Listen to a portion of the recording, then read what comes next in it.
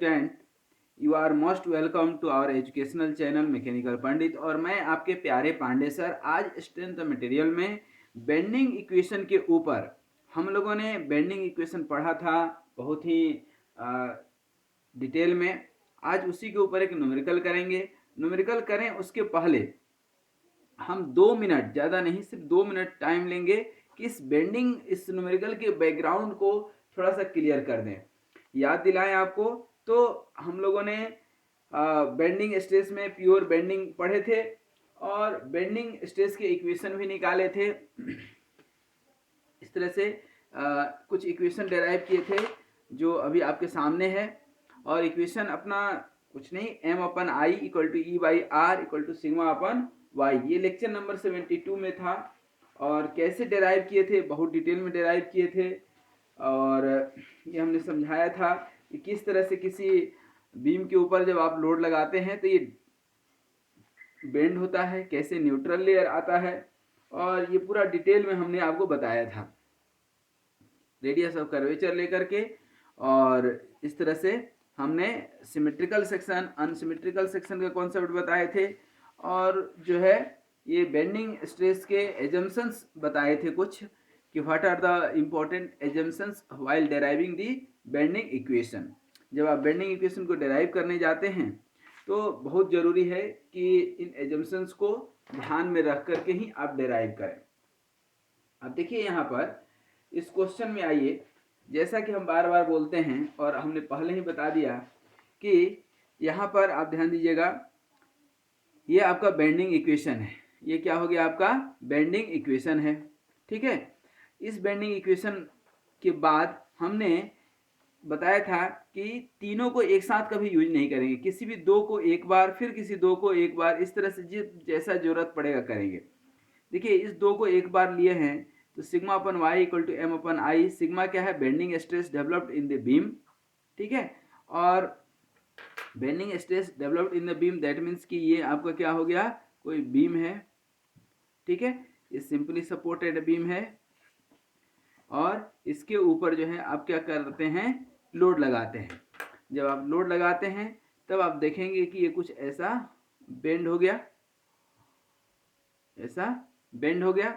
ये जब बेंड हो गया आपका, ये आपका इस तरह से क्या हो गया, बेंड हो गया, ध्यान दीजिए। और ये जो एक्सिस है इसी को न्यूट्रल एक्सिस या न्यूट्रल लेयर हमने बोला था, ठीक है। अब इस बेंडिंग में m क्या हो गया, मोमेंट एट पर्टिकुलर पॉइंट जहां भी आप निकाल रहे हैं। दूसरा y क्या है, ये आपका यहाँ पर आप डिफ्लेक्शन मान सकते हैं, दैट मीन्स कि distance of outer fibre from the neutral axis. Neutral axis से कितना डिस्टेंस है, जैसे ये हमने बताया था, ये यहाँ पर y है, ठीक है। आई क्या है, moment of inertia of the given section, modulus of elasticity and radius of curvature, ठीक है। क्योंकि ये जब सर्कुलर शेप बनेगा तो इसका कहीं ना कहीं एक क्या होगा, रेडियस सेंटर होगा, ठीक है। तो यहाँ पर हमने ब्रेक किया था तो m इक्वल टू आप क्या लिख सकते हैं, सिग्मा अपन वाई इंटू आई, ठीक है ना। और आई अपन वाई को ही हम लोग बोलते हैं जेड। जेड मतलब सेक्शन मॉडुलस, जेड को क्या बोलते हैं, सेक्शन मॉडुलस। इसी कॉन्सेप्ट पर किस तरह से इस न्यूमेरिकल को सॉल्व कर सकते हैं, आइए ध्यान दीजिएगा। सबसे पहले कोई भी क्वेश्चन हो, क्वेश्चन में कुछ गिवन पार्ट रहेगा और दुनिया में तीन ही चीज तो है, कुछ दिया हुआ है और कुछ निकालना है और बीच में आपका क्या रहता है, प्रोसेस। तो सबसे पहले देखें, ध्यान दें, स्क्वायर बीम मतलब इसका क्रॉस सेक्शन क्या है, आपका स्क्वायर सेक्शन का है। 20/20, ये भी 20 है आपका और ये भी 20 है। And 2 metre long, 2 metre long मतलब यहां से आप इसको 2 मीटर लॉन्ग देख लीजिए, ये बीम हो गया आपका, ये सिंपली सपोर्टेड बीम मान लीजिए, ठीक है। 2 मीटर लॉन्ग हो गया पूरा, यहां से यहां तक की लेंथ कितनी हो गई इसकी, 2 मीटर। और ये 20 mm है, 20 mm, और ये भी 20 mm, ठीक है। At the end the beam fails when A point load, beam fail होता है, कब फेल होता है, जब आप यहाँ पर कितना लोड लगा देते हैं, 400 Newton. When you apply 400 Newton is applied at the center of the beam. What uniformly distributed load per meter length will break a cantilever? अच्छा, सेम मटेरियल है, ठीक ना, सेम मटेरियल है, इसको हमने रिप्लेस कर दिया कि कैंटिलीवर बीम से, ये हो गया cantilever beam. Simply supported beam क्या है, ये देखिए दोनों साइड सपोर्ट है, कैंटिलीवर में सिर्फ सिंगल साइड सपोर्ट रहता है, और उस कैंटिलीवर बीम के ऊपर भी क्या है, यूडीएल है। अब यहाँ पर 400 न्यूटन पर क्या हुआ है, ब्रेक हुआ है, कौन सा, सिंपली सपोर्टेड बीम, और यही लोड अब हम डिस्ट्रीब्यूट कर रहे हैं कैंटिलीवर बीम पर, जिसका कि क्रॉस सेक्शन कितना है, देखिए यहाँ पर cross section 40 mm wide and 60 mm deep, ये 40 एंड 60 mm डीप, और लेंथ कितना हो गया इसका 3 मीटर, यहाँ 2 मीटर है, यहाँ 3 मीटर है, ठीक है। अब पूछ रहा है कि यहाँ पर यूडीएल कितना लगाएंगे, ये क्या लगा रहे हैं, UDL, UDL will be what value will be the of UDL, that means कि किलो न्यूटन या न्यूटन पर मीटर निकलेगा, कि इसको ब्रेक करेगा, ठीक ना। यहाँ पर सिंपली सपोर्टेड बीम को, लेकिन सेम कंडीशन पर यदि यहाँ पर लगाते हैं यूडीएल, ठीक है, तो कितने में ब्रेक होगा। तो सबसे पहले सिंपली सपोर्टेड बीम में इसको मान लेते हैं 1 और इसको मान लेते हैं 2, मतलब ये क्या हो जाएगा, L1 इक्वल टू 2 मीटर और ये L2 इक्वल टू 2 मीटर। अब यहाँ पर I1 I2 निकालेंगे, तो यहाँ पर I1 निकालेंगे यदि आप, क्या होगा, अच्छा बेंडिंग इक्वेशन एक बार लिख दें आपकी जानकारी के लिए, तो बेंडिंग इक्वेशन क्या होगा, M upon I equal to sigma upon y equal to E by R. Same material है, सेम सब कुछ है, ठीक है, क्या है, सेम यहाँ पर सब कुछ है, ध्यान दीजिएगा। तो हम I निकाल ले, पहले Y निकाल लें, ठीक है ना, सिग्मा दोनों का बराबर है, ठीक है, बेंडिंग स्ट्रेस तभी तो टूटेगा, ठीक ना। अब यहाँ पर ध्यान दीजिएगा, सबसे पहले I1 निकालेंगे तो क्या होगा, ये जो है आपका I1 क्या होगा, स्क्वायर सेक्शन, मतलब रेक्टेंगल का क्या होता है, बी डी क्यू बाई 12, तो यहाँ B D cube by 12, B मतलब क्या है 20, और 20 का क्यू, और बाई क्या हो गया 12, बी डी क्यू बाई 12, तो I1 निकल जाएगा, ये I1 निकालेंगे आप तो 1 3 3 3 3 ऐसे कुछ आएगा, आप निकाल के देख लीजिए, हमेशा कैलकुलेटर अपने पास रखा कीजिए जैसे मैं रखता हूँ, ठीक है। यहाँ पर 13333.3 मिलीमीटर टू द पावर 4 जाएगा,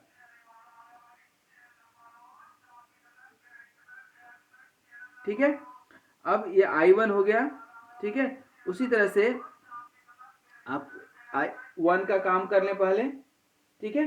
अब I2 भी चाहे तो आप निकाल लीजिए, I2 निकालेंगे तो क्या हो जाएगा, B मतलब 40 इंटू 60 का क्यू बाई 12, इसका भी आप चाहे तो निकाल करके रख लीजिए, ठीक है। यहाँ पे आप निकालेंगे तो ये कितना हो जाएगा, 72 into 10 to the power 4 millimetre to the power 4 हो जाएगा। अब बेंडिंग मोमेंट निकालें, M1 बेंडिंग मोमेंट 1 का, पहला का बेंडिंग मोमेंट निकाल करके बताइए क्या होगा। तो फर्स्ट वाले का बेंडिंग मोमेंट क्या होगा दोस्तों, इसका आप कहाँ निकालेंगे, इस मिड पॉइंट पर, मिड पॉइंट पर मैक्सिमम बेंडिंग मोमेंट होगा, ये बचपन से हम लोग पढ़ते आ रहे हैं। तो क्या हो जाएगा, नॉर्मल रिएक्शन W क्या हो जाएगा, W बाई टू, और इधर भी W बाई 2, आधा आधा लोड डिस्ट्रीब्यूट हो जाएगा, W बाई 2 और इंटू L1 बाई 2, मतलब WL1 बाई 4, W कितना है 400 न्यूटन, लेंथ कितना है 2 metre divided by 4, that means कि क्या हो जाएगा 2 इंटू 10 टू द पावर 6 आएगा न्यूटन मीटर, ठीक है। 400 और ये 2 मीटर, सही है, ये 400 न्यूटन 2 मीटर है। तो या तो देखिए ध्यान दीजिएगा, यहाँ पर ध्यान दीजिएगा, इसमें किसमें mm में है, तो हमने यहाँ भी mm में किया है, ठीक ना, mm में तभी 10 टू द पावर 5 आएगा। अदरवाइज ये तो 4 2 जा 8 और इधर 8 तो 2 आ गया। ठीक है, अब m1 निकल गया, y1 निकालिए तो इसका y1 क्या होगा, हाफ, 20 का हाफ 20/2 मतलब 10 mm। इक्वेशन क्या होता है, इक्वेशन क्या होता है, यहाँ पर इक्वेशन देखिए लिख रहे हैं, इक्वेशन क्या होता है आपका m/i, अभी लिखे हैं इक्वेशन, देखिए यहाँ पर m/i सिग्मा/y, इसी दो को पकड़ेंगे, बता चुके हैं कि तीनों को एक साथ शायद ही कभी यूज होता है। सिग्मा/y, तो m कितना निकला आपका, यहाँ पर सिग्मा निकालना है हमें, तो सिग्मा क्या हो जाएगा m/i इंटू वाई। देखिए m कितना निकला है अभी आपका 2 × 10⁵, 2 × 10⁵, और मोमेंट ऑफ इनर्शिया मतलब क्या 1 का, ये सब 1 के लिए आ रहा है, तो I1 कितना निकला है 133.3 और इंटू y1 मतलब 10। ठीक है, होगा, और इसको जब आप सॉल्व करेंगे तो you will get here 150 Nm/mm²। ठीक है, ये आप निकाल लीजिएगा। ठीक है, अब ध्यान दीजिए 150 Nm/mm²। अब ये स्ट्रेस के चलते ये बीम हमारा जो आप देख रहे हैं, इस फिगर को यहाँ पर ध्यान दीजिए, ये बीम फेल हो जाता है। ठीक है ना, at this stress, at this value of stress, that means कि सिग्मा 1 इक्वल टू जब आप 150 Nm/mm² का जो है स्ट्रेस इसके अंदर डेवलप होता है, तो ये बीम फेल हो जाता है।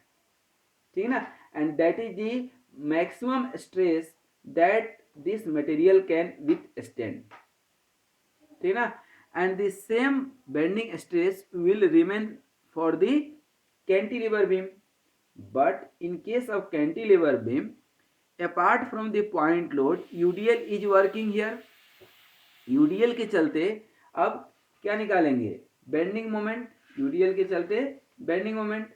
अब UDL के चलते बेंडिंग मोमेंट क्या होगा दोस्तों, अब इसमें बेंडिंग मोमेंट कहाँ होता है, मिड पॉइंट पर, इसमें बेंडिंग मोमेंट मैक्सिमम कहाँ होता है, इस पॉइंट पर, इस पॉइंट पर मैक्सिमम बेंडिंग मोमेंट होता है, हम लोग पढ़ चुके हैं। तो इस पॉइंट पर बेंडिंग मोमेंट क्या होगा, हम लिख भी देते हैं, bending moment for cantilever beam. ठीक ना, तो बेंडिंग मोमेंट यहाँ पर आप निकालेंगे तो m इक्वल टू W, अब यहाँ पर यही W ही तो निकालना है, W into L length into L/2, मतलब W L²/2, मतलब W और L का वैल्यू कितना है 3 मीटर, मतलब 9/2 हो गया। ये निकलेगा क्या आपका बेंडिंग मोमेंट। ठीक है, y कितना होगा, ये टोटल डेप्थ कितना है 60, तो y2 कितना हो जाएगा आधा 30, 60/2 मतलब 30 mm में। ठीक है, और ये मीटर है, ये लेंथ जो है मीटर में लिया है, तो L² है ना, L² मतलब मीटर का स्क्वायर, इसको मिलीमीटर के स्क्वायर पर करेंगे तो 10⁶ मिलीमीटर स्क्वायर हो जाएगा। सही है, सॉरी हाँ ये L² है तो मिलीमीटर स्क्वायर, सही है। अब यहाँ पर ध्यान दीजिएगा UDL है, ये y2 निकाल लिए, इक्वेशन अगेन, अच्छा I2 भी कहीं हम निकाल कर रखे थे, ये देखिए 72 × 10⁴, तो I2 भी निकल गया 72 × 10⁴ मिलीमीटर टू द पावर 4। तो now sigma m/i equal to सिग्मा/y होगा कि नहीं, और sigma equal to m/i m2 i2 y2 ऐसे। m2 कितना निकला आपका, m2 कितना निकला है आपका, ये 9, ये 2 है तो 2 4.5, तो 4.5 इंटू 10⁶, ठीक है, इंटू W/I2 कितना है 72 इंटू 10⁴, और y2 कितना निकला आपका 30 mm, सब mm में है। इसको आप सॉल्व करेंगे और ये सिग्मा का वैल्यू कहाँ से रखेंगे, यहाँ से, ठीक ना, this bending stress will be maximum as for cantilever beam also। ठीक है ना, दोनों के लिए क्या होगा, सेम होगा। तो यहाँ पर सिग्मा इक्वल टू क्या था, 150 equal to 4.5 into 10⁶ into W upon 72 into 10⁴ into 30। यहाँ से ये W निकाल सकते हैं या नहीं, यहाँ से जब आप सॉल्व करेंगे तो you will get here W equal to 5, यहाँ पर आप निकालेंगे W इक्वल टू, यहाँ पर आएगा आपका 800 न्यूटन पर मीटर। ठीक है, with the help of calculator आप निकाल लीजिएगा, you will get here 800 Newton. आप निकाल के देखिए सही निकल रहा है कि नहीं। तो here you will get the answer W equal to 800 newton per metre. ठीक है, ये हो गया आपका आंसर। ठीक है, यही निकालने भी दिया था। फिर से इस क्वेश्चन को समझ लीजिएगा कि क्या किए हैं। यहाँ स्क्वायर सेक्शन का बीम है 2 मीटर लेंथ का, और यहाँ पर कैंटिलीवर बीम है 3 मीटर लेंथ का। इतना सेम बेंडिंग स्ट्रेस दोनों के लिए है। तो हमें निकालना है कि यहाँ पर पॉइंट लोड में फेल हो रहा है और यहाँ यूडीएल में फेल होना है, तो कितना यूडीएल मैक्सिमम लगा सकते हैं। तो मैक्सिमम जो यूडीएल लगा सकते हैं that you can put here 800 newton per metre. In this case, you have found out that our cantilever beam is sustaining more load than this simply supported load. That means कि load यदि distributed हो तो beam ज़्यादा load carry कर सकता है बजाय कि लोड यदि पॉइंट लोड लग रहा हो। तो आई होप कि इस न्यूमेरिकल क्वेश्चन को आप समझे और आप बना पाएंगे इन फ्यूचर। तो थोड़ा सा आप प्रैक्टिस कीजिए and let us do more and more practice, and so that your concept will be much cleared. Thank you very much for watching this video, and be very happy, be healthy, and keep smiling. Thank you very much.